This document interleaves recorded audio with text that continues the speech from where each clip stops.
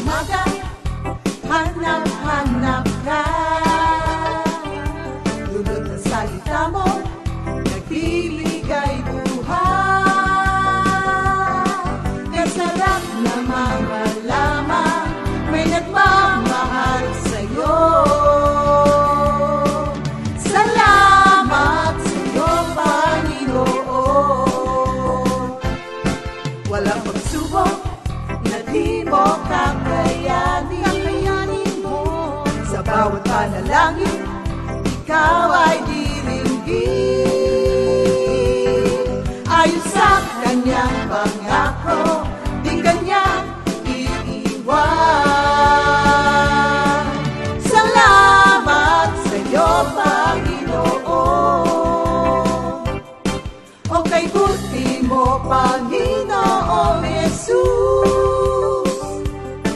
Kay ganda ng buhay kong taglay. Sa'yo lang ang papuri, sa'yo lang ang luwalhati. Sa aking buhay, ikaw ang number one. O kay buti mo, Panginoong Jesus. Kay ganda ng buhay kong taglay. Sa'yo lang ang papuri, sa'yo lang ang luwalhati. Sa aking buhay, ikaw ang number one. Sa aking buhay, ikaw ang number one. Sa aking buhay, ikaw ang number one. Gising sa umaga, hanap-hanap ka. Dulot ng salita mo, nagbibigay buhay. Kaya sarap namang malaman, may nagmamahal sa'yo. Salamat sa'yo, Panginoon. Walang pagsubok na di mo kakayanin mo. Sa bawat panalangin, ikaw ay diringgin. Ayon sa kanyang pangako, di kanyang iiwan. Salamat sa'yo, Panginoon. O kay buti mo, Panginoong Jesus. Kay ganda ng buhay kong taglay. Sa'yo lang ang papuri, sa'yo lang ang luwalhati. Sa aking buhay, ikaw ang number one. O kay buti mo, Panginoong Jesus. Kay ganda ng buhay kong taglay. Sa'yo lang ang papuri.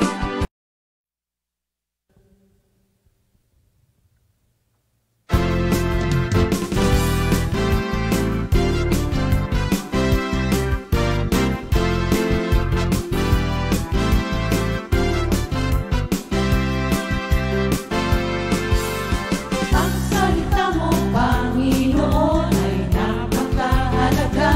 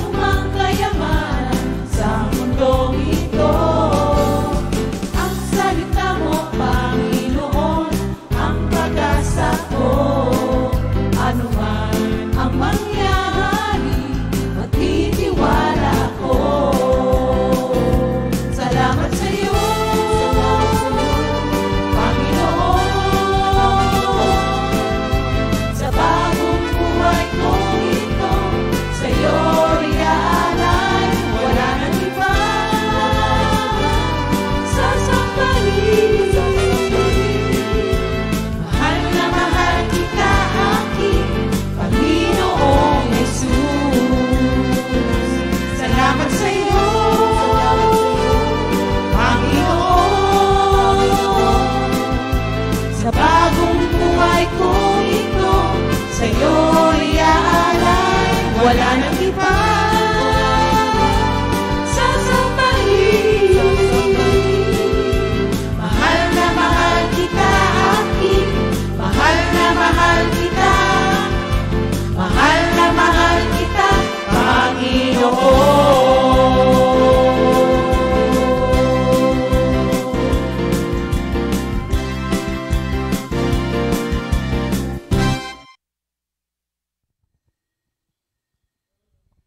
Good morning, Jesus!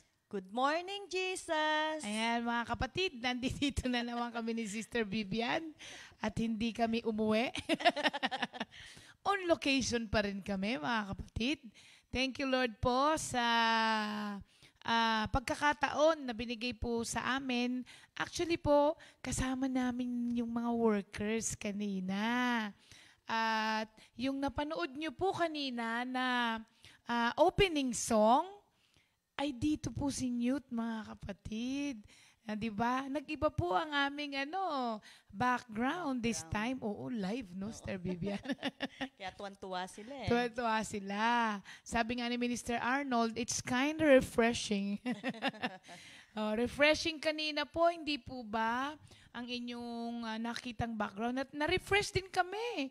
Kasi imagine niyo po, yun ang view namin dito. Tuwan-tuwa sila, Sister Ria, kasi ang lamig. Sobra.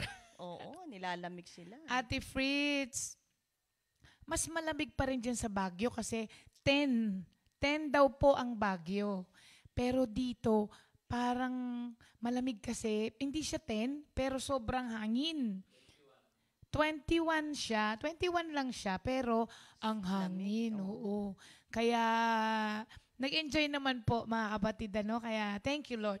Manalangin po muna tayo bago po tayo magpatuloy sa atin pong Good Morning Jesus sa umagang ito.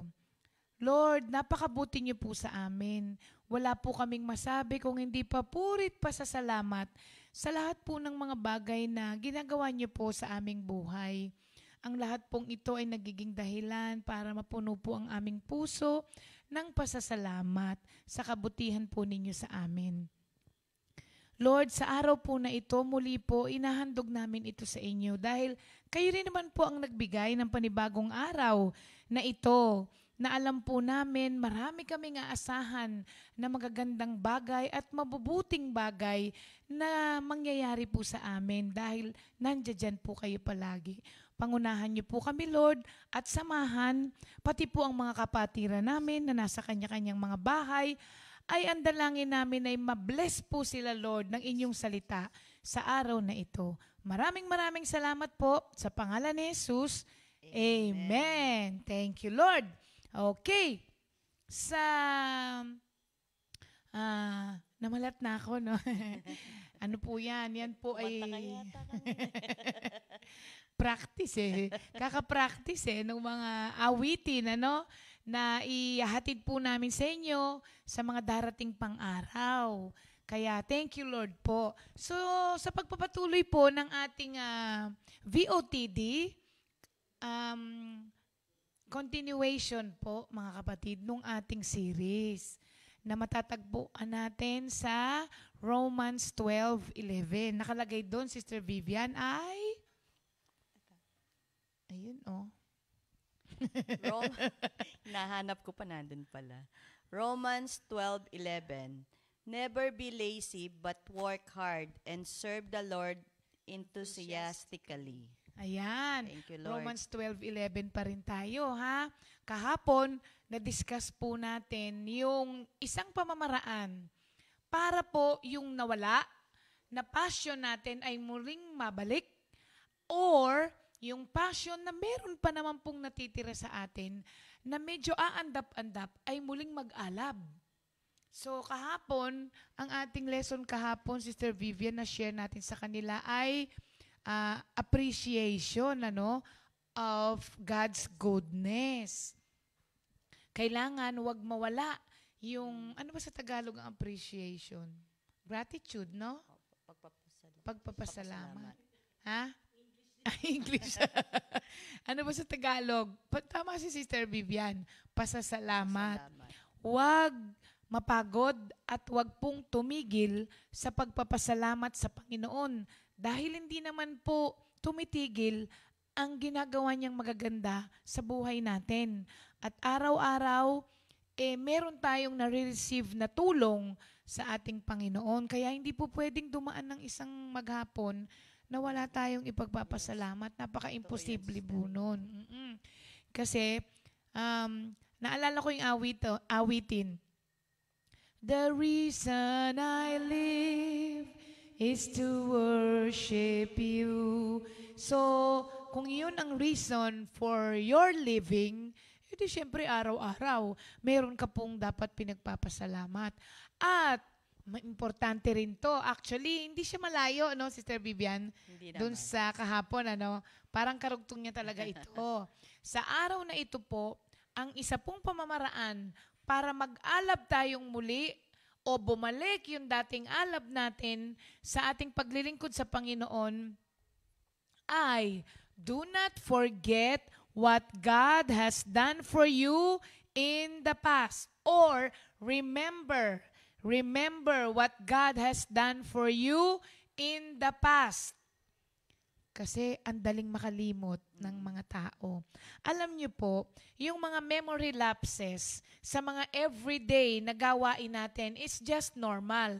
Kaya nga meron tayong mga reminders na sinusulat. Si Sister, ikaw ba naglalagay ka ng reminders? Hindi sa cellphone. Hindi. Sa note. Old school pa po si Sister Vivian. Pero meron din minsan. Ano siya, hanggang ngayon may notebook pa po yan na dinadala sa bag niya at ballpen. Parang yung yung gumagawa ng mga listahan ng mga grocery. Nagaganon pa siya, no? So, yung mga memory lapses sa mga daily routines natin, normal lang po yun, mga kapatid. Kaya nga tayo nagkakaroon ng reminder.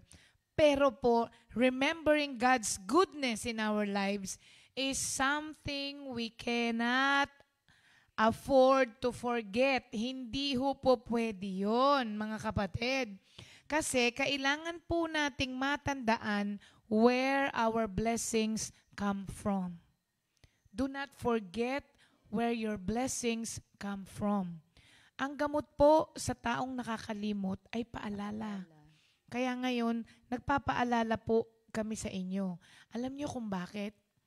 If you remember where your blessings come from, you will come out with your hands up, praising God. Di ba, Sister Vivian? Kapag ka punong-puno ng pasasalamat ang puso mo, tapos, ay, grabe naman, yung ginawa nga pala sa akin ni Lord dati. Di ba parang tumataas ang kamay mo? Pagka yung may binigay sa iyo ang Diyos, may ginawang mabuti ang Diyos, napapataas po ba kayo ng kamay? Ako hanggang ngayon, nagagawa ko po yun. Minsan, paggising ko sa umaga, pagka minsan di ko alam kung ano ipagpe-pray ko, itataas ko yung kamay ko lang. 2 kamay. Itataas ko po, tapos pipikit lang ako.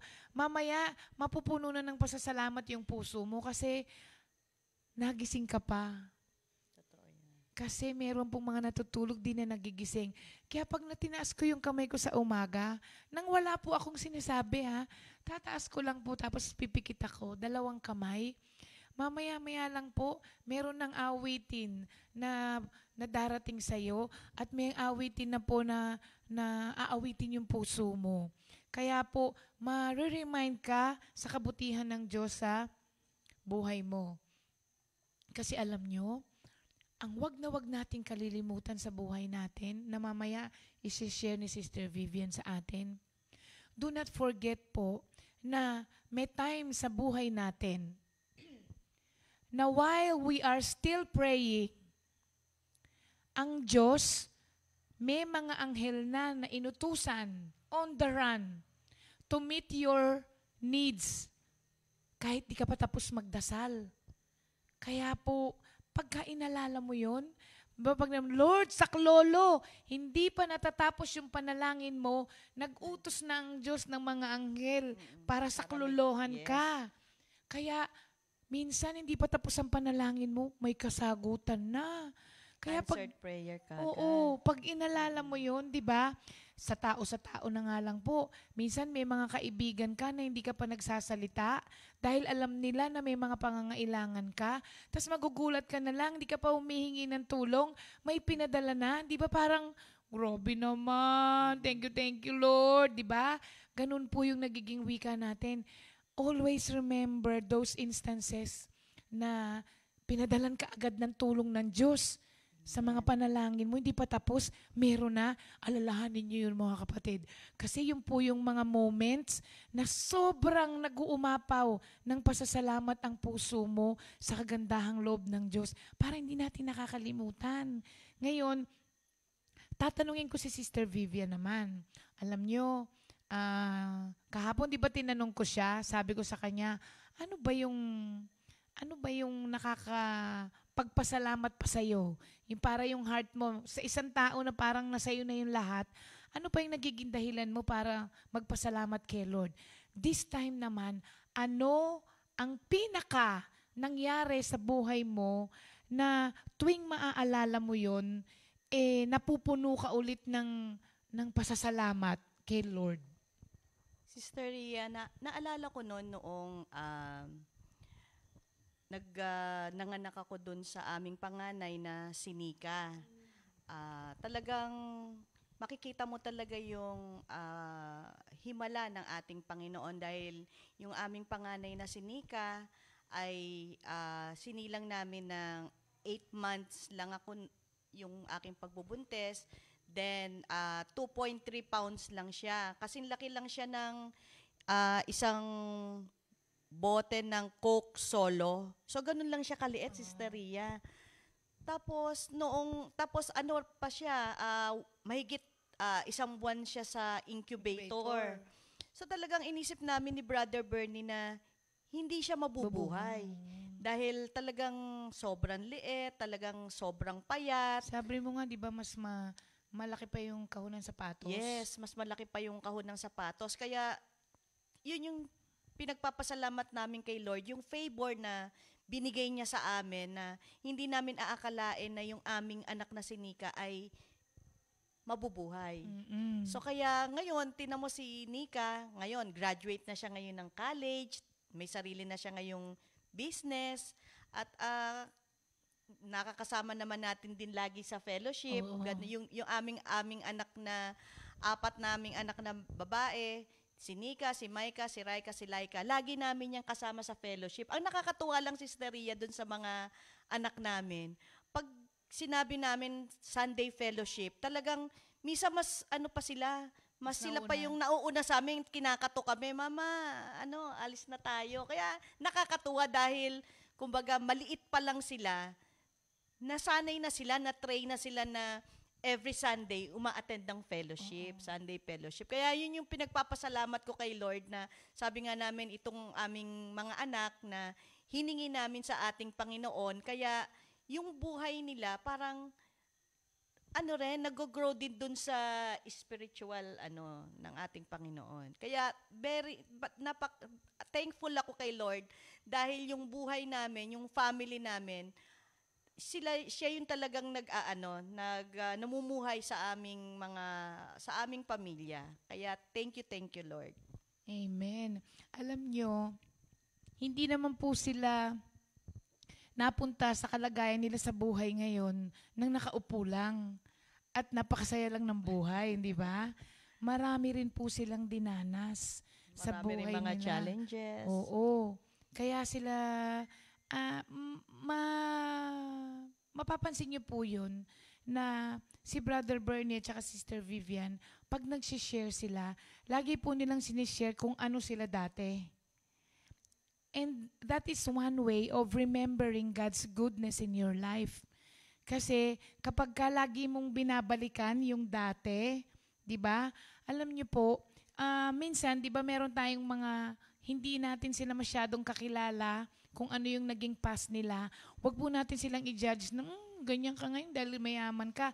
Pero alam nyo, kung malalaman nyo yung mga buhay po nila dati at mga pinagdaanan, marami rin po silang mga struggles na tiniis.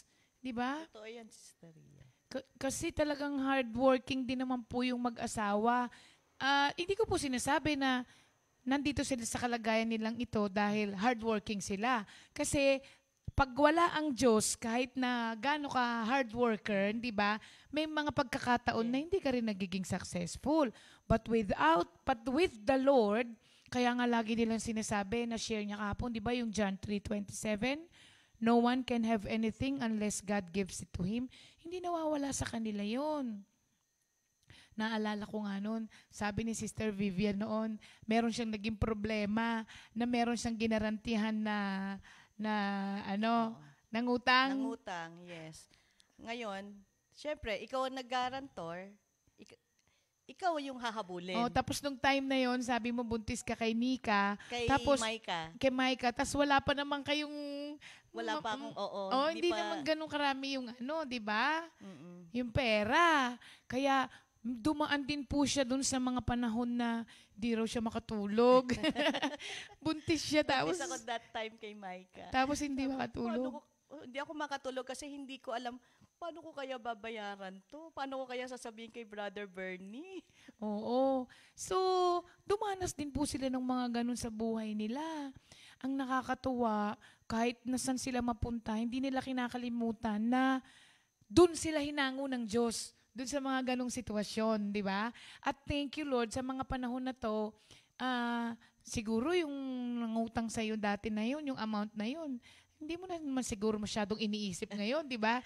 Yung ganon. Pero Nabayaran na ni Lord. nabayaran na ni Lord. Thank you, Lord. At saka, dumaan ka rin sa mga ganon. Yes. So, marami kaming mga, mga challenges na nadaanan, pero talagang napakabait at napakabuti ng ating Panginoon dahil ngayon, mas careful na kami. Mhm. Oo. At saka yung wisdom na siyempre lagi namin hinihingi sa ating Panginoon, araw-araw yung mga nakakasalamuhan namin mga tao, lagi nandun si Lord. Kinoconsult muna namin lagi si Lord kung ito ba ay kalooban mo, kung kalooban mo ang masunod, yun ang laging namin ina-apply sa aming everyday na life. Yan, totoo yun. Minsan nga, meron si Teria, sasabihin niya, pag-pray naman natin yung ganito, di ba? Lagi siyang merong mga sinasabi sa akin na ipagpe-pray. Ngayon po, bakit po namin sinasabi ito sa atin lahat? Because, mga kapatid, kailangan po, ma-warningan din tayo. Dahil, alam niyo po ba na hindi ako nag-agree nung una kong binasa to.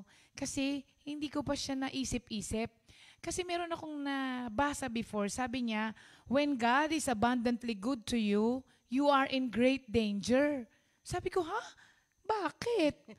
Sabi niya, when God is abundantly good to you, you are in great danger. Pero hindi ako makapayag doon.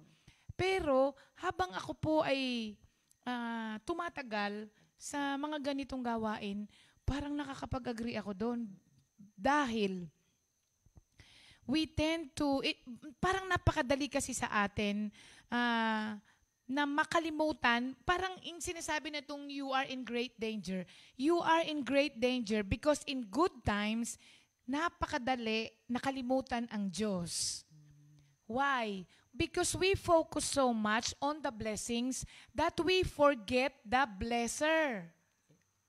Kaya ang nangyayari, nagiging danger. Naalala niyo po yung senior ko kahapon? Kahapon ba yun? O nung isang araw na may mga nagpapapray, sasabihin nila, Pastor, si Seria, papapray po. Ano ipagpe-pray natin? Sasabihin, heart's desire ko po sana na magkaroon ng sasakyan. At ang gusto ko po sana yung malaki. Para po pagka-fellowship. Puta, hindi Mercedes. Hindi naman. Malaki. Sabi, bakit malaki pa kukunin mo para po marami kumadala sa fellowship? Maganda naman pala yung purpose niya. Oo. Kaya lang nung nagkaroon ng katuparan yun, Nawala na siya. Wala na siyang nadala. Pati sarili niya. Nawala na rin. Nawala na. Kasi nga, na-focus na doon sa blessing, nakalimutan yung blesser. So, with that in mind, parang nag-agree na talaga ako that you are in great danger if God is abundantly good to you. Kasi may tendency po nakalimutan natin ang giver ang blesser at mag-focus tayo on the blessings. Minsan, nagpe-pray tayo na sasabihin natin, pag-pray nyo naman po na magkatrabaho na po ako para po makatulong ako sa nanay at tatay ko. Pinag-pray naman. Nagkatrabaho. Kaya lang, pati linggo, pinagtrabaho. Hindi Sister Ria na iba sa amin. Pagka bago-bago pa lang, gustong pumasok dun sa aming office, yan, lagi nag-a-attend ng prayer meeting. Oh. Oo. Ngayon, pagka after natanggap na siya talaga, na naging regular na, ayun na, yun na yung problema, nawawala na. Kahit paanong pilit mo na mag-attend, lagi nang absent. Kaya lagi namin hinahanap. Alam niyo po, sa kumpanya kasi nila, alam nila na ibinigay ni Lord sa kanila yung company nila eh. Pagka po ikaw ay nagtatrabaho doon, kailangan umattend ka ng prayer meeting. Kasi meron po silang araw, one day in a week. Once a week. Once a week. Oo. Every Tuesday. Meron, nung wala pa tayong pandemic, meron po silang Bible study. Kailangan po umattend doon. So, ang nangyayari, pag bagong pasok, Pagka bagong pasok talagang hindi nag-absent. Hindi nag-absent, maaga. Pagka na regular na, hindi mo na sila makita. Mahanap. Tapos pag sinasabi mag-attend, halika kayo attend. Ang daming dahilan. Kesyo, umuwi na ng maaga, na may pupuntahan. O yun. Yun po kasi ang danger na sinasabi nga dito. Ang nangyayari, we end up worshiping the blessing, not the blesser. Paano mo sinasabing worshiping the blessing? Kasi mas tumutugon ka dun sa pagtawag ng trabaho kaysa doon sa pagtawag ng nagbigay sa'yo ng trabaho. Ganun po ang nangyayari. Alam nyo mga kapatid, meron tayong mga members na ilan na po yan na nakapag-share sa akin. Kasi po, itong kasister natin na ito ay isa po siyang naging worship leader sa isang fellowship natin pero nagtatrabaho pa po siya sa labas. Nagvo-volunteer po siya kasi syempre may talent po siya doon sa pag-awit. In-offer niya ngayon to kay Lord voluntarily. Tapos po, nagpa-practice po sila ng Saturday. Kasi kailangan practice ka ng Saturday bago yung dumating yung Oo. Ngayon, nawalan siya ng trabaho. Tapos, nag-apply siya. Finally, may nag-alok sa kanya na trabaho. Tapos, nag-message siya sa akin. Sabi niya, Sister Ri, merong tumanggap sa akin. Oh, thank you, Lord. Sabi kong ganun. Kaya lang, sabi niya, may pasok akong Sunday. Sabi niya, anong gagawin ko? Alam niyo po, matapang akong nagsabi, sabi ko, wag mong kunin. Sabi ko, kasi kung yan ay galing kay Lord, hindi niya tatapatan yung araw niya mismo ng pagsamba mo sa Kanya.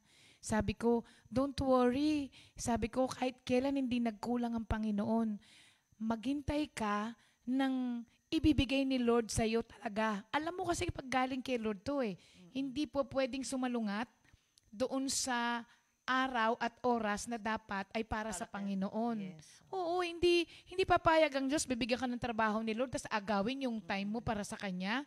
Hindi po. Kay Lord yun. Hindi kay Lord yun, kasi conflicting yun, Yes. hindi ba? Oo. So, ayun po mga kapatid, paalala lang po ito. Tapos alam nyo, hindi po niya tinanggap. Hindi niya tinanggap. Tapos alam nyo, hindi naman po kaagad na nagkatrabaho siya. Pero this time, yung palang trabaho po na hindi niya tinanggap, merong nag-hire sa kanya na ang trabaho lang niya ay Monday to Friday. Tapos mas malaki pa ang sweldo doon sa dapat na may pasok siya ng linggo. Mas maganda pa yung ginawa. Mas maganda Maganda pa. yung ginawa ni Lord sa kanya. Yes, kaya yung Matthew 6:33, totoo po yun. Seek first the kingdom of God and His righteousness. Sabi ron, And all these things shall be added unto you. yun po. Hindi po pwedeng magsinungaling ang Diyos. Pag inunan niyo po siya, mga kapatid, if you take care of God's business first, He will take care of yours. Totoo po yun at marami na pong mga kapatiran natin ang naka-discover niyan at naka-experience niyan. So mga kapatid, paalala ko po ang Deuteronomy 8:17 to 18. Ang sabi po rito, you may say to yourself, my power and the strength of my hands have produced this wealth for me. But remember the Lord your God, for it is He who gives you the ability to produce wealth. Kaya mga kapatid, do not forget, always remember God's goodness in your life. At babalik din po yung passion sa ating paglilingkod sa Panginoon. Thank you, Lord. O, di siyempre, sabi ko nga sa inyo, pagka ganito, napapahaba ang usapan. Pagtungkol kay Lord. Oo. Ang supporting verse nga pala ni Sister Vivian, dun sa kanyang kanina, yung sabi mong, Olwen, nakalimutan mong basahin. Yung Tagalog. Meron din akong yung John 15:7. Diba? If you remain in me and my words remain in you, ask what you want and you shall have it. Talagang itong verse na to ay buhay na buhay sa amin ni Brother Bernie, sa aming family. Kasi talagang lahat nung talagang kami kay Lord, nag-praise kami kay Lord, sumamba kami kay Lord, talagang lahat ng aming hinihiling, minsan nga kahit hindi namin hinihiling, binibigay niya eh. Totoo. Talagang pagka na kay Lord ka, yung pagpapala, tuloy-tuloy. Kumbaga, hindi niya pinuputol yung pagpapala. Talagang minsan magugulat na lang kami na, Lord, ito lang yung hinihingi namin, bakit sobra-sobra naman yung binibigay mo? Talagang pag natuwa, sabi nga ni Brother Bernie, pag natuwa sa'yo ang ating Panginoon, talagang isusurprise ka niya. Yung kumbaga yung mga blessing na na hindi mo ine-expect, dumarating pa ng talagang siksik, liglig at umaapaw pa. Yan yung sikreto na basta manali ka lang sa ating Panginoon at unahin mo ang ating Panginoon, ibe-bless ka niya talaga. Proven namin sa aming buhay namin ni Brother Bernie. Amen. Awit 143 verse 5. Araw na lumipas aking nagunita at naalala ang iyong ginawa. Sa iyong kabutihan, ako ay namangha. So, continue to be amazed. Yun ang isang continue to be amazed by the Lord. Amen. Ngayong araw po na ito, may mga birthday. Dalawa lang. Dalawa lang ang sa aming listahan. Ang unang-una po na may birthday sa araw na ito ay si Sister Celly Rodrigo ng ating Mendez Outreach. Happy birthday, Sister. Happy birthday, Sister Cel. At kay Sister Janil Ernie M. Nase. Mendez pareho. Oo. Happy birthday sa inyo mga kapatid. Kantahan natin sila ng dulo. Happy birthday to you. Happy birthday mga kapatid. Happy birthday. At ang atin pong memory verse of the week. Memorize mo na? Yung Psalm? Oo. Sige, Psalm basahin mo, 42, kakantahin ko. 1.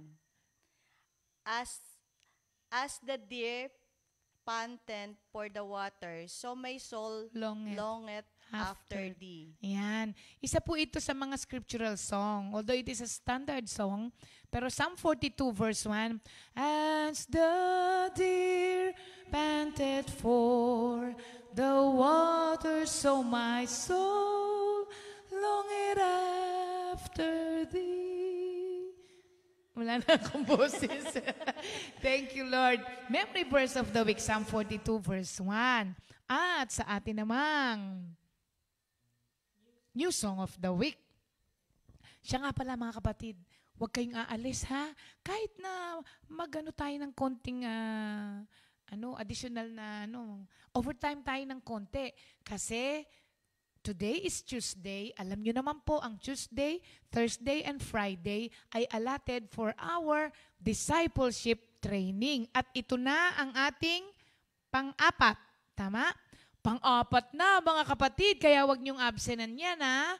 So for our new song of the week ay composed by Sister Connie Caudilla, arranged by Brother SJ, and interpreted by Minister Arnold Pangilinan. At ang title po nito ay, In You, My God, I Put My Trust, or I Trust. In You, O God, I Trust. Pakinggan po natin.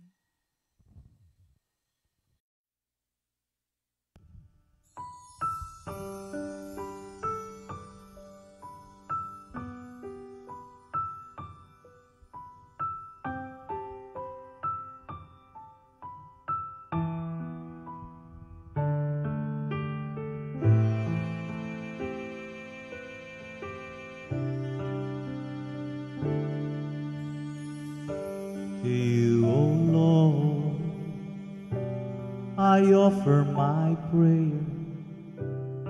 In you, my God, I trust. To you, O Lord, I offer my prayer.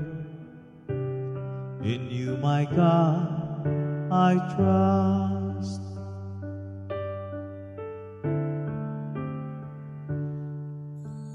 Lord, you are righteous and good.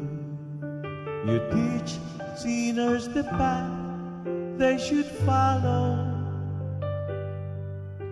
You lead the humble in the right way and teaches them your will.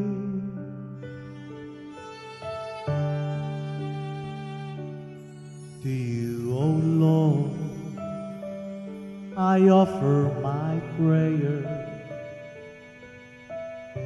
To you, my God, I trust. To you, O Lord, I offer my prayer. In you, my God, I trust. Lord, you are righteous and good. You teach sinners the path they should follow. You lead the humble in the right way and teaches them to lead.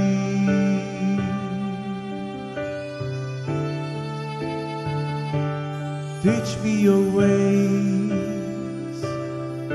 oh Lord. Make them known to me. Teach me to live in accordance to your truth. For you are my God, you are my Savior. I will always trust in you.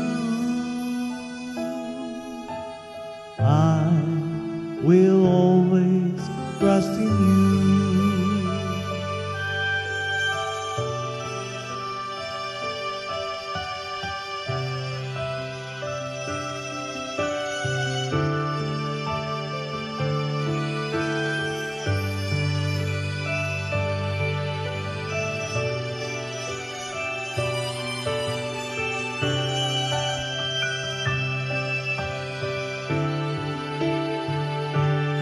Teach me your ways, oh Lord. Make them known to me. Teach me to live in accordance to your truth. For you are my God, for you are my Savior. I will always trust in you. I will always trust in you. I will always trust in you.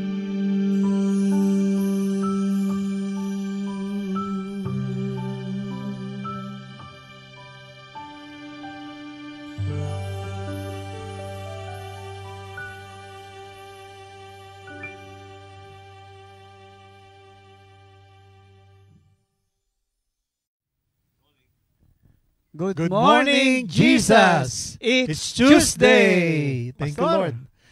Purihin ng Panginoon, mga kapatid. At kami nagpapasalamat kay Lord sa panibagong araw na pinagkaloob niya upang may pagpatuloy natin ang ating pag-aaral tungkol sa discipleship. Siguro po mapapansin nyo, napakaganda po ng lugar. At napakasarap po ng hangin, mga kapatid. Yes, And napakasarap. I pray na naway makarating din po kayo rito, mga kapatid. Alam ko po, darating po yung panahon na yon. Ngayon, bigyan ko lang po kayo ng recap ulit. So, yung mga naganap last week, dahil nandun na po tayo sa second week. So, last week, tinalakay na natin ang selection and calling. Ngayon naman, itong week pong ito, nandun po tayo sa instructions before the sending. Kasi meron pong sinasabing instructions si Lord before the sending at meron din namang instructions during the sending. At tatalakayin po ng ating mga kapatid niya by Thursday and Friday. Ngayon, siguro, Mr. Ernie, magsimula na tayo, no? Para hindi po masayang yung oras natin dahil excited na po kaming dalawa na talagang ibahagi po sa inyo na ang isa sa mga pinakamahalagan o part ng discipleship, and that is instructions and the sending. Ngayon, doon pa rin po tayo, mga kapatid, sa Matthew chapter 10 verses 1 to 42. Pero bago po tayo magpatuloy, tayo po ay mananalangin muna. Sige po tayo manalangin. Panginoon, ibinabalik namin ang papuri at pasasalamat sa iyo sa oras na ito. Una-una, diyan lang po kami sa isang napakagandang lugar, Panginoon, upang minsan pa masilayan namin ang iyong katalinuhan pagdating sa kalikasan. At sa pagkakataon pong ito, ihanda niyo po ang kaisipan at puso ng lahat ng mga kapatid namin na patuloy na tumatangkilik dito po sa live streaming. Kami po'y gabayan at ibuhos ng Panginoon ng karunungan upang may bahagi namin po ito ng buong puso at punong-puno ng buhay. In Jesus' name, Amen. Thank you, Lord. So ngayon po, dadako na tayo sa yung first part. Mamaya kukunin po ni Mr. Ernie yung second part. So yung first part po ay tungkol sa instructions. Ano nga ba itong instructions na ito? Meron pong binigay na meaning sa Webster Dictionary. Ganito po ang nakalagay. It is an outline or manual of technical procedure. So isang outline or manual of technical procedure na ibig sabihin ito ay nagbibigay ng direction. Isa pang meaning niya, it is a direction calling for compliance. May order. Na may sinasabi na itong manual na ito ay kinakailangan na mahigpit na dapat sundin. Halimbawa po, bigyan ko yung halimbawa. Tingnan po ninyo yung mga gamot, di po ba? Bakit may mga instructions yan? Lahat ng bagay ata, ito man ay mga appliances, di po ba? Lahat yan ay merong basic instructions at ang panawagan nito ay kailangan sundin. Dahil kung hindi po, ay magkakaroon ng problema doon sa mga bagay-bagay. Amen. Ngayon, take note po ninyo ito, mga kapatid, napakahalaga. That every Christian should be well-founded on the Word of God. Well-founded. Pag sinabing well-founded, ikaw ay itinatag sa salita ng Diyos. Kasi pag hindi po well-founded ang isang tao sa Word of God, doon magkakaroon ng problema. Dahil ang Bible po ay punong-puno ng instructions. Doon pa lamang po sa Book of Genesis, pag sinimulan niyo po doon, punong-puno ito ng mga instructions ng Panginoon, kung ano mga dapat gawin, lalo doon kinowa, binigay ni Lord ng specification, paano gagawin ang arko.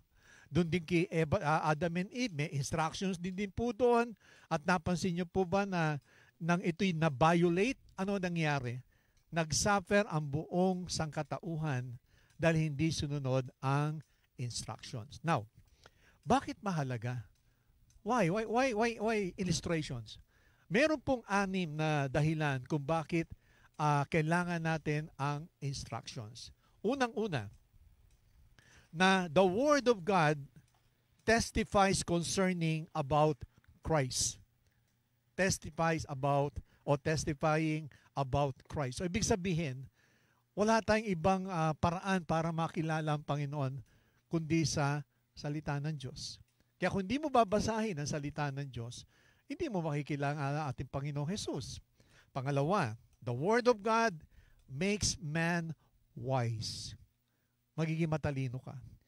Kasi pag sinunod mo ang salita ng Diyos, hindi ka mapapahamak. Talagang ikaw ay magpa-prosper o unlad ang iyong buhay. Amen. Pangatlo, the Word of God causes people to be regenerated. Pag sinabing regenerated, kailangan ikaw ay mabago. At bakit kailangan tayo mabago? Kasi nga po, lahat tayo ay doon sa Book of Ephesians chapter 2, sinabi doon na tayo, mayroong panahon na dumating na lahat tayo nagsuffer, lahat tayo napalayo sa Panginoon. Hindi natin sununod ang mga tagubilin ng ating Panginoon, kaya tayong lahat napahamak. Kaya every person should be regenerated. Kagaya doon sa Gospel of John, chapter 3, yung pag-uusap po ni Nicodemo at ang ating Panginoon. Sabi doon, you must be born again. It is a must. Hindi po ito option. Kundi kailangan gawin ng tao na siya ay maipanganak muli sa Espiritu para siya ay makapasok sa kaharian ng Panginoon. Amen. Pang-apat, the Word of God is the believer's spiritual milk. Kailangan lumago tayo. At ang nourishment natin, magsisimula sa Word of God. Panglima, the Word of God is the believer's bread of life. Bread of life. So, ibig sabihin, kinakailangan itong salita ng Diyos. Ito yung buhay natin eh. Sabi nga, ang tao di pwede mabuhay lamang sa pagkain, kundi every word that proceeded in the mouth of God. So, kailangan natin ang salita ng Diyos. At ang pang-anim, the Word of God makes the believer complete. Magiging ganap lamang tayo mga kapatid kapag talagang well-founded tayo sa salita ng ating Panginoon. Now, kanina, bakit kailangan natin ang instructions? Pangalawa, anong purpose ba ng instructions? Ngayon, ang purpose ng instructions, dalawa lang po. One, the purpose is to help people learn. Kapag sinunod mo instruction, matututo ka eh. Na lahat ng bagay pala napakadali kapag sinunod. Pero once pag hindi mo sinunod ang mga instructions, basically, sa mga bagay-bagay sa paligid, hindi ka matututo. Para ang hirap na may kabit nito, ang hirap namang gawin nito, hindi po. Pag sinunod mo ang instructions, magiging madali ang lahat ng bagay. Pangalawa, anong layunin nito? To make learning, number 1, easier. To make learning quicker. And to make learning more enjoyable. Di ba kapag sinunod mo yung instruction, lalo sa mga gamit, di ba saya-saya mo, naikabit ko ng electric fan, yung television, lahat ng bagay. Kaya it makes things easier, quicker, and more enjoyable. Amen. Now, dito po sa Proverbs chapter 1, verse 7, ganito po nakalagay. The fear of the Lord is the beginning of knowledge, but fools despise wisdom and instructions. Ngayon, anong reason? Ano bang reason? The reason na why we want to grow in instruction, gusto natin lumago dito. Kasi po, is to grow para lumago tayo in the knowledge about God. Kasi binigay niya ang instructions kung paano siya makikilala eh. At sa Bible, sabi nga po, punong-puno ng instructions. It's the only way for us to know about God. Hindi makikilala sa tao yan, kundi sa kanyang salita, mga kapatid. Now, hindi lamang po yon na tuturuan tayo nito na how to live righteously, just, and equitable lives. Kapag ikaw ay nagabayan ng Panginoon, talagang may enjoy mo yung buhay mo, righteous life, buhay na matuwid, buhay na masaya. Ito hindi lamang yun, kundi maging just, maging karapat-dapat, at equitable. Sinabing equitable lives, meaning dealing fairly and equally with all concerned. Lahat talaga magiging pantay-pantay, patas. Hindi mo lalamangan ng kapwa mo dahil alam mo, it's against God's principle. Pag sinunod mo God's principle, ay talagang magdadala po ng maraming pagpapala. Dito rin po sa Proverbs 16, verse 20, sabi rito, whoever gives heed to instructions prospers, and blessed is the one who trusts in the Lord. Napansin niyo po ba na once you heed to instructions, magpa-prosper ka?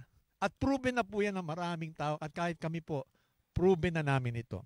Sa Proverbs chapter 4, verse 13, sabi rin po, hold to instructions, do not let it go, guard it well, for it is your life. Buhay yan, mga kapatid, na nakasalalay ang ating buhay. Pag paano natin ma-appreciate ang buhay, kapag sinunod natin ang lahat ng tagubilin ng ating Panginoon. Ngayon, bago ko po ibigay si Minister Ernie, meron lang po akong 3 bagay na iiwan sa inyo regarding sa instructions. Number 1, ang God's instructions are not without good reason. May dahilan yan kung bakit ang Panginoon gusto niya matutunan natin biblically ang lahat ng instructions niya. They are like warning labels on household products. Warning labels ng mga household products. Kaya ginamit na halimbawang household products. Kasi lahat po niya may mga instructions yan eh. Na kapag sinunod natin talaga na may enjoy mo. Lahat ng appliances na binili mo, may enjoy mo yan. Pero pag hindi mo sinunod, magagalit ka at maaaring itapon mo yung binili mo. Pangalawa, ang God's instructions protects and also show us how to live the kind of lives He wants for us. Best lives. Hindi lang basta yung kung ano lang gusto ng Panginoon sa buhay natin, kundi the best. Kapag sinunod mo ang instructions, the best, mga kapatid. At every Christian, every true Christians are experiencing ito pong number 2 ito. Mag-i-enjoy ka at magiging masaya ka. And lastly, instead of looking at God's commands like rules to keep, look at them the best advice you'll ever get. Best advice. Sino ba makapagbigay sa atin ng magandang payo? The Word of God. At ito yung abi nga po kanina, proven ito, mga kapatid, ng halos lahat na masasabi natin ng mga tunay na alagad ng Panginoon. Ngayon, bigay ko na po si Minister Ernie para sa karagdagan. Maraming salamat, Pastor. Alam niyo, nung pinag-aaralan namin ito, alam niyo, naalala ko, yung bang bata na inutusan, no? Anak, bumili ka nga ng ganito. Nagtatakbo na yung bata. Pagdating niya sa tindahan, bigla na yung naalala, ano nga pala pinabibili ng nanay ko?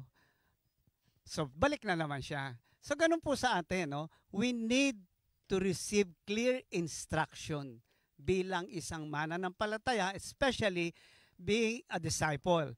At sa pagkakataon pong ito, in a sense, no, this is still part of instruction, although more specifically on sending.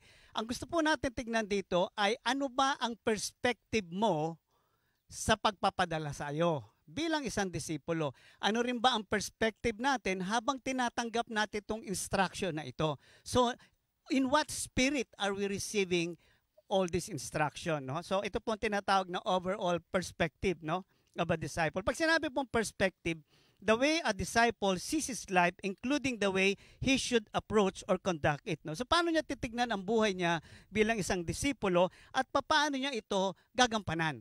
Okay? So yun ang tinatawag nating general perspective. Sa Matthew 28:19, gagamitin ko po ulit, sabi dito, go therefore and make disciples of all the nations. Ano po ito? This is God's vision. Ito po ano nga sa Tagalog ang vision? Pangitain ng Diyos na para sa kanyang sa atin sanlilikha, ano, na tayo'y humayo sa sandaigdigan at mag-create, no, ng mga disciples, no. So ito po ay God's vision. And this is our commission. So ito pong pagiging disipulo is actually a vision coming from God, at sa atin ipinagkatiwala ang vision ng Diyos, no? Discipleship was born out of God's vision to expand His kingdom. Yun po ang dahilan. Kaya siya nag-create ng disciple to expand the kingdom of God. Okay, sa Genesis 1:28, matutuwa po kayo dito sa Genesis 1:28. Then God blessed them, ito po si Adam and Eve, and God said to them, be fruitful and multiply, fill the earth and subdue it. Akala ng maraming tao, ito yung sinasabi ng Diyos na magpakarami kayo, kaya iba, nagpakarami ng anak, no? Wala namang masama doon kung kaya naman. Pero sinasabi po dito ay hindi pagpaparami ng anak. Ito po ay isang instruction sa kanyang mga tinawag na tayo ay magpakarami. No, that we are not disciples only, that we also become disciples for others. Kaya nga salitang be fruitful and multiply. So ang ating discipleship has a multiplying effect. Hindi lang po para sa atin ito, hindi lang exclusive para kung sa kakaunting grupo, ito po universal. At tayo po bilang disipulo ay inaatasan ng Diyos na na mag-create pa ng mga ibang disciples sa pamamagitan din po ng mga instructions na tinatanggap, at punuin natin ang sandaigdigan na ito bilang mga taong iisa lamang ang layunin. At ano ang layunin natin? Mapalaganap ang paghahari ng Diyos, no? Adam and Eve were meant to expand the kingdom of God. Sa kanila po nagsimula ang mankind. Even after they sin, listen, even after they sin, God's vision didn't change. Kaya nga He is the same yesterday. Hindi nagbago ang kanyang vision. Kahit nagkasala si Adan at si Eva. Kaya nga ipinadala niya ang kanyang sariling anak, nagpakasakit para sa atin, namatay, at ang lahat ng mananampalataya ang siyang magpapatuloy ng pangitain ng Diyos saan nagsimula nung Genesis pa lang. Kaya nga po, tayo ay entrusted. Ang tawag nga sa atin, we are the commissioner of God's vision. Kaya nga po, tayo ang pinagkatiwalaan to create disciples around the world, no? Commission is an authority to act for or in behalf of a task entrusted to one another. A group of persons directed to perform a duty. So we are being directed by God to perform that duty, no? To make disciples of everyone for the purpose of what?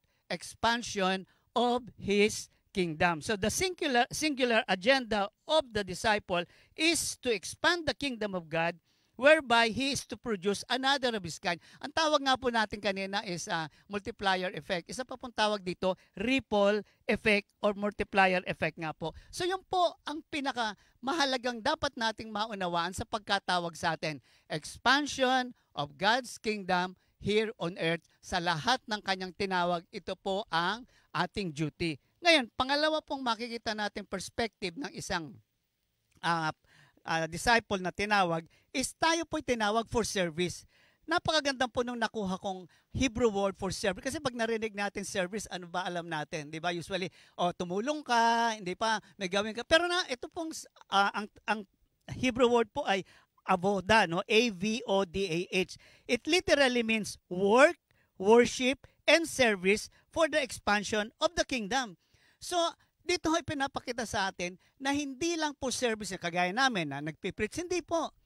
When you say service, as far as the expansion of the kingdom of God is concerned, kasama po dito ang work o what we call the secular part of our job.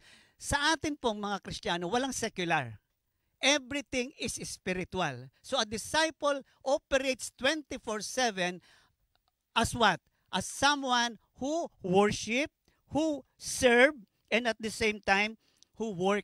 So, lahat ng bahagi ng buhay ng isang disipulo ay pagpapalaganap ng salita ng ating Panginoon. No? Simultaneous po ito. While we work, we are actually worshiping, and as we worship, we are also serving. So, lahat ng gagawin natin, itong tatlong ito, work, worship, and service, should bring us to a singular goal, to expand the kingdom of God. Mahalaga po yun, no? Sa Mark 10:45, for even the Son of Man did not come to be served, but to serve and to give His life as a ransom for many. Ano po ang sinimula ng ating Panginoon? Siya ay nagsilbi sa ating Panginoon, sa ating Diyos, no? At alam natin ano nangyari, no? Nung siya nagsimula, nandun na nag-expand ang Kingdom of God, nagsimula sa Israel at kumalat na nga sa sandaigdigan, no? Hanggang sa ngayon. Sa Acts 17:28 ay nagbibigay ng linaw dito sa sinasabi ko, in Him we live and move and have our being. So tayo kumikilos, gumagalaw, nagtatrabaho sa pamamagitan ng Espiritu ng Diyos na nasa sa atin. No? Alam naman natin yan bilang isang mananampalataya, we have the Spirit of God at minomold tayo ng Diyos doon sa uri ng pagkatao na magagamit niya tayo upang mapalaganap ang kanyang paghahari. Ephesians 4:12, bakit po mahalaga yon? To equip His people for works of service, listen, so that the body of Christ may be built up. So maliwanag po, expansion of the kingdom of God, how? Through His church. Kaya po tayo may tinatawag na iglesia, tinatawag nating church, kung saan sa pamamagitan ng mga disciples, lahat po tayo ay disipulo na tinawag sa ating pagkilos, naroon ang patuloy na isang kaisipan. Papaano ko mapapalawak ang paghahari ng Diyos sa pamamagitan ng aking buhay upang lumago at maging malusog ang katawan ni Kristo. At ano po ang katawan ni Kristo? Walang iba kundi ang iglesia. So number 1 po, nakita natin, expansion. Pangalawa po, ano ang ating task? Service. At pinaliwanag ko po sa inyo kung ano yung service. No? Pangatlo, mahalaga po ito. We are sent by the authority of Christ. Hindi po tayo ang magsasabing tayo ay nag-volunteer, tayo ay gusto nating, hindi po, no? Lahat po ng tinawag, napag-aralan naman natin last week is tinawag ng Diyos. At alam mo yan kapatid, kung ikaw ay may relasyon sa Panginoon, alam mong ginagawa mo ang lahat ng ito, bunga ng pagkatawag sa iyo ng Panginoon. So tayo po ay hindi aalis o what we call this, we are not being sent alone. No? Hindi po natin kaya. Yung nga pong sa pag-aaral dito sa Matthew 10, di ba? Padadala kita sa lugar na nandun yung mga lobo, mababangis na lobo. So mahalaga po ito, maunawaan natin na isang disciple ay is sent with the authority coming from Jesus Christ. Napakahalaga po nun. Okay? Because there will be challenges as a disciple. Basahin ko po ang Luke 10:19. Behold, I have given you authority to tread on serpents and scorpions and over all the power of the enemy, and nothing shall hurt you. Napakaganda pong garantiya. Dahil ipinadala tayo ng Panginoon, tinitiyak niya sa atin na ang kanyang protection, hindi lang po protection ito, ang kanyang wisdom, no? Ang lahat ng kanyang grasya at habag ay dadaloy at dadaloy sa isang matapat na naglilingkod sa kanya. Yung po ang overall, ulitin ko, expansion of the kingdom, and what is our task? Service. At nabanggit ko na po yung kung ano itong service. And as we serve, remember, we serve by the authority of Jesus Christ. Okay. So the expansion of God's kingdom through service under the authority of our Lord Jesus Christ. Ngayon gusto po nating tignan yung personal perspective. Pag sinabing personal, kanina po kasi is overall kita natin, no? As yung sinasabi nga ni Pastor, as you listen to instruction, dapat nandoon yung perspective na yon. Ngayon sa ating paghayo, no? Sa ating pang-araw-araw na pamumuhay, ano po ba ang ilang bagay na dapat nating laging tandaan bilang mga disciple? Ilan lang po ito. Pag sinabi pong personal perspective, how does a disciple conduct himself? Ayan, paano ko ba gagampanan ang pagkatawag, no, at pagkapili sa akin ng Panginoon? Number 1, every disciple or disciples for that matter has a specific ministry. Hayaan yung basahin ko ang Mark 5:19. However, Jesus did not permit him, but said to him, go home to your friends and tell them what great things the Lord has done for you and how He had compassion on you. Ito po, gusto mag full time. Lord, sama ako, magpo-full time ako. Pero sabi na Lord, hindi, umuwi ka. Magpatotoo ka sa pamilya mo, sa kapitbahay mo. Napakahalaga po itong bahagi ng mga pinadala. Alam niyo kung bakit? Hindi lang po mga pare, hindi lang po mga pastor, hindi lang po religious people ang pinadala. Kapag ikaw ay tinawag, kapag ikaw ay pinili ng Diyos, ikaw ay isa ring disipulo. At hindi ka kailangan maging full-time kung hindi ka naman tinawag ng Panginoon na mag-full-time. Tinawag ka ng Panginoon sa isang ministeryo na kung ikaw ay makakarinig sa Panginoon, through instructions, meron kang ministeryong dapat gampanan. Mahalaga to mga kapatid, no? Every Christian is a missionary. A responsibility for which we will have to give account before the Lord. Hindi pwedeng bigyan ng diin ito. Alam niyo kung bakit? Mananagot po tayo sa Panginoon. Saan po natin makikita ito? Sa John 15:8. By this my Father is glorified, that you bear much fruit, and so prove to be my disciples. So sino ang disipulo? Nagbubunga. At kapatid, kung ikaw ay mananampalataya, misyonaryo ka rin at hahanapan tayo ng bunga ng ating Panginoon. Napakalaki pong responsibility yon. So wag natin sabihin, ay sa pastor yan, ay sa pare yan, hindi po. Every Christian is a disciple. Okay? Number 2, a disciple must operate his gifts, making it available to the body of Christ. Meron po tayong mga gifts na binigay sa atin ng Panginoon. At ito po ay dapat maging available sa lahat. Basahin ko po ang 1 Peter 4:10. Each of you should use whatever gifts you have received to serve others as faithful stewards of God's grace. Isa lang po gusto kong bigyan ng diin dito. No personal agenda. Isa pong napapansin ko, may mga tao po, maraming gifts. Ang problema, they are not making themselves available. So may problema. Binigyan ka ng gift, lagi ka namang wala. Sabi nga ng mami nung araw, ito na lang pipiliin ko. Bakit? Hindi ganun kagaling, pero laging nandyan. Yung isang yan mahusay, maganda kumanta, magaling mag-preach. Nasaan? Oh, maliwanag po yan, ha? Kailangan po, we will make, and by the way, hindi ho tayo bayaran, ho? Hindi ka kailangan magserbisyo para bayaran. Pag binayaran ka, ano sabi ni Lord? Bayad ka na, ha? Wala kang aasahan sa akin. So mahalaga po yun, no? Ewan ko kung may nagre-react sa atin dyan, pero mahalaga po yun. Hindi tayo nagsiservisyo kasi nga worship The very act of service is worship. Okay? Okay. A disciple must operate. Number 3, God's pleaser and not man pleaser. Acts 4:19-20. But Peter and John answered them, whether it's right in the sight of God to listen to you rather than God, you must judge. For we cannot but speak of what we have seen and heard. Balik tayo. Padadala kita doon sa mga lobo. Ngayon, marami kang opposition maririnig. Ngayon, kung malinaw sa iyo to, sino ipiplease mo? Aba, i-please mo ang Diyos. Ang nangyayari po, minsan because of the pressures of life, ano po nangyayari? Piniplease ang tao. Para kumita, para magkaroon ng favor. Okay. At, okay, salamat. At tinatawag dito, upang pang sarili. Okay? Hindi po yan, no? Number 4, be led by the Spirit of God. Gustong-gusto ko to. Alam niyo, ibig sabihin, be led by the Spirit of God pag disciple ka. Not acting ahead of God. Ang ganda po ng isang nakuha kong word. Walk in step with God. You walk in step with God. Huwag mauuna, huwag mahuhuli. Kaya yung iba, nabe-burn out.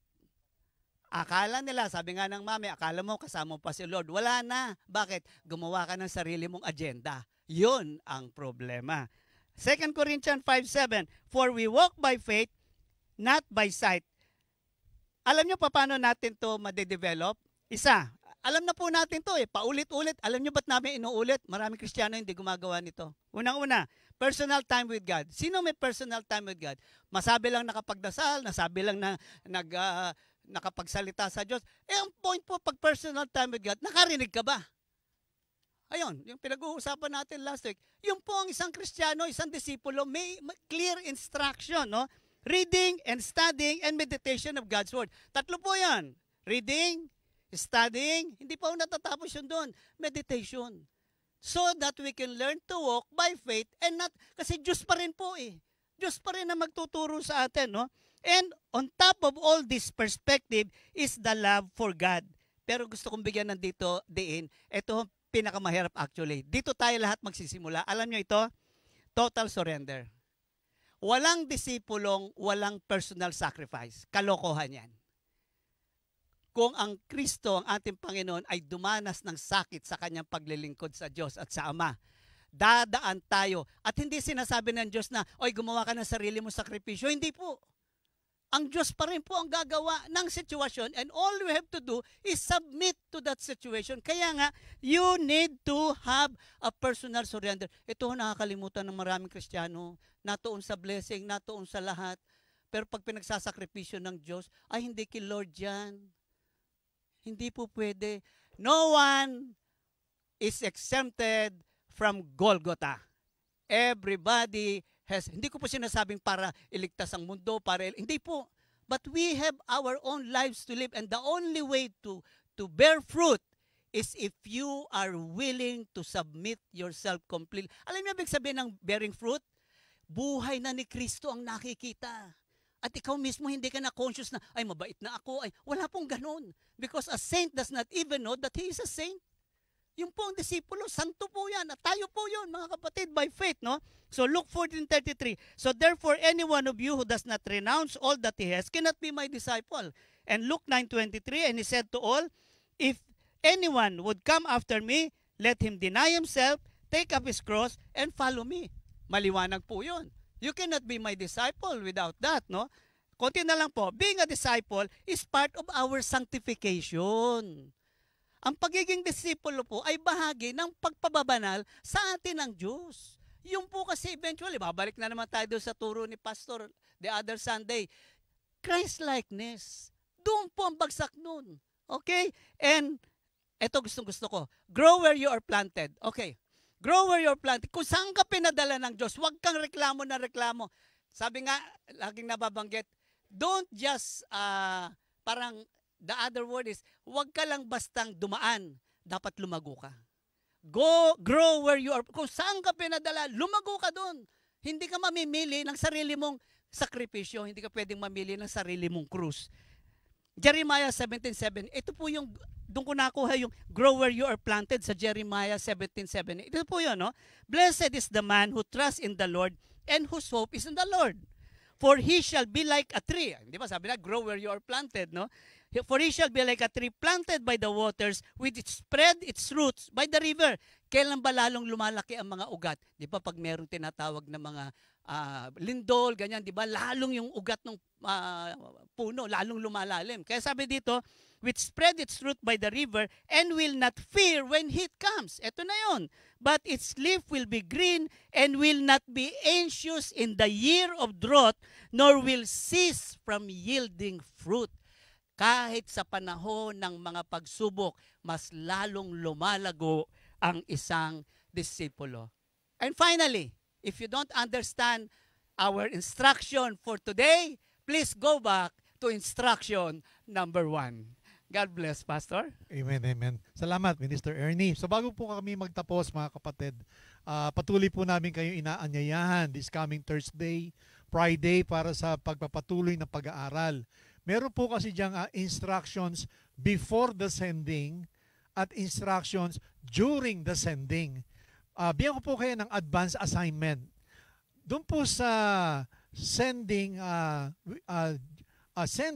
may instructions before sa sending, meron po kasing ginamit ang Panginoon doon na 4 na uri ng hayop. Sabi doon, I'm sending you like a sheep to the pack of wolves, as shrewd as the snake, but like a dove. Bakit ginamit ni Lord ang 4 na uri ng hayop na yon? So watch out sa Thursday and Friday. So tayo na po yung manalangin. Panginoon, marami pong salamat sa araw na ito na kami ginamit mo ni Minister Ernie, O Lord, upang maging mouthpiece po ninyo, upang maipaliwanag, Panginoon, ang mga bagay-bagay na pagdaraanan ng iyong mga lingkod, pinili sa karamihan. Nawa ang lahat po ng nakapakinig, hindi lamang po ito narinig, Panginoon, kundi maunawa ang mabuti, Panginoon, na wala kayo ninanais, kundi maging ganap ang inyong mga lingkod. Marami pong salamat at wala kayong maibalik sa iyo, kundi ang papuri at pasasalamat. Sa pangalan ni Jesus, Amen. Thank you, Lord. Salamat po.